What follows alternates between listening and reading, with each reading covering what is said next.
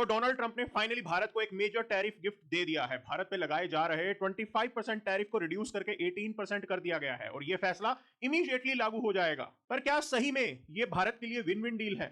Trump ने इस पूरी घटना को ऐसे प्रोजेक्ट किया है कि जैसे मोदी जी के रिक्वेस्ट करने पर उन्होंने यह फैसला लिया हो। मतलब वो इससे कुछ जियोपॉलिटिकल माइलेज भी यहां पे गेन करना चाहते हैं। लेकिन इन सबसे हटके हमारे $100 बिलियन के एक्सपोर्ट्स को मेजर बेनिफिट होने वाला है। हम एनुअली 50,000 करोड़ तक बचा सकते हैं। भारत का एक्सपोर्ट्स और कॉम्पिटिटिव हो जाएगा। तो ये एक्सपोर्टर्स के लिए डेफिनेटली एक शॉर्ट टर्म रिलीफ की तरह है। तो इस रिलीफ के बदले भारत को देना क्या पड़ा? एक प्रॉमिस बाय अमेरिकन, यानी कि भारत को American energy, technology, agree product और दूसरे एरियाज में तकरीबन $500 बिलियन की बाइंग करनी होगी। प्लस फ्यूचर में यूएस गुड्स के लिए हमें अपनी मार्केट को खोलना होगा, टैरिफ रिड्यूस करना होगा, यहां तक कि जीरो तक ले जाना पड़ेगा। लेकिन हम अपनी मार्केट धीरे धीरे खोलेंगे। इसमें जियोपॉलिटिकल एंगल भी आ गया। डोनाल्ड ट्रंप ने यूक्रेन का मुद्दा भी मेंशन किया, रशियन ऑयल के बारे में भी बात और यूएस इंडिया के बैलेंसिंग एक्ट के बारे में भी बताया। पर सबसे बड़ा रिलीफ है हमारा ट्रेड फ्रिक्शन कम हो गया है और इससे सबसे ज्यादा फायदा भारत के textile, apparel, gems and stones, pharmaceuticals, automobile accessories, seafood जैसे सेक्टर को मेजर रिलीफ मिल जाएगा। वहीं इस डील के डार्क साइड भी हो सकते हैं, मतलब रिस्क भी एसोसिएटेड हो सकता है।